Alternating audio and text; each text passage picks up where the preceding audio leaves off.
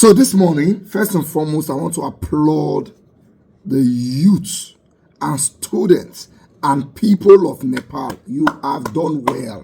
No. You start the matter on a finisher. Well done. So in case you don't understand what is happening in Nepal, the Prime Minister and the cabinet banned 21 social media apps.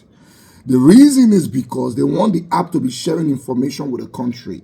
So they gave the apps an ultimatum. So on so date, people must register with our Ministry of Information so that I'm going to share information with the country. What that will do is that who yap the Prime Minister, they go feel nowhere from Yaba.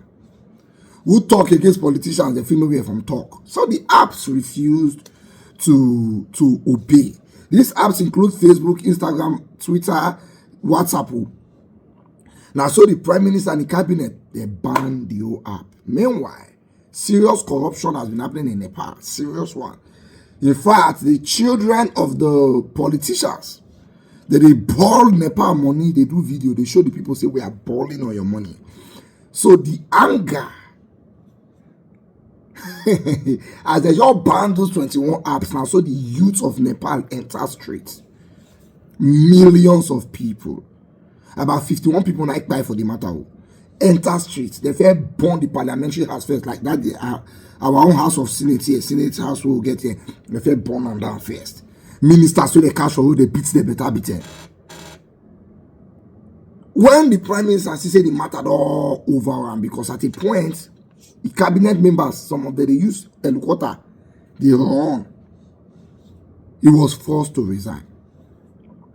Now he has resigned. What will the country do? So the president of the country, he not be like here when a president they run things. There, now parliamentary system of government, now prime minister, now be Obunge. So the president of the country called for a meeting with the army chiefs, the representatives of the youth where they protest. They sit down, they deliberate for 3 days, and they decided that they are going to have what they call an interim prime minister. What's an interim prime minister? The way they do the last election under Tinubu tenure, so you know, they get one pastor to leaderness, we see vision. Say Buhari go reject the election. If Buhari had rejected that election and the tenure don't end, and he not agree, say the election would they do now a good election, he would have put what they call an interim president, somebody to stay there pending when they would do another election. So that's what they did. They agreed in Nepal that they are going to have an interim prime minister, somebody to stay there pending when they will do another election. Who is going to be this interim prime minister? The first female chief judge of Nepal, Sushila Kaki. She's the first female chief judge of Nepal. She's known for being anti-corrupt. She hates corruption. You know the way we know Peter Obi here, and that's what they know. And there, the students chose her. The Gen Z protesters, they chose her to be the new prime minister of Nepal, pending when they will do another election. So yesterday night, she was sworn in as a new prime minister. Now, when will they do another election? As she enters, her first assignment is to dissolve the parliamentary house. That's their Senate and the House of Reps. The parliamentary house and the federal lower chamber house, she dissolved everything first. Then she will not choose her own ministers. Then she will now start preparing for another election. That election is going to happen on the 11th of March 2026 next year. That's September, October, November, December, January, February, March. 6 months is when she will be in power. So by the 11th of March next year, they will run another election.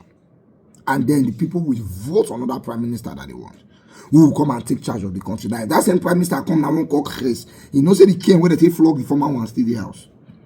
So now everybody head go correct. You know, there was a mistake we made during NSAS. I'm just happy that the people of Nepal did not make that mistake. NSAS, we entered without an exit plan. We just enter, we don't know when to come out. The people of Nepal entered and they know when to come out. They don't enter. What do they want? They want the prime minister out. They want the parliament out, and they got it. They don't get it and they don't come out. Calm has returned to Nepal as we're talking now. Everywhere is now quiet. People are now doing their normal things. The people who they won't pursue, they don't pursue them. You understand? Although, now what people Buhari fear say we want to do during NSAS, we make it send army. But you see, in Nepal, Even as people were losing their lives, the people did not stop. They kept moving, they kept moving out, they kept moving out. But in our own case, when we see smoke, everybody all at our house, Long story short, I wish Nepal all the best. They have chosen their leader, they have removed the people they don't want, and they have decided to go out for another election. And they have chosen somebody that they believe is trustworthy to run the country, to take charge for the next 6 months. We wish you all the best, and God help Nepal.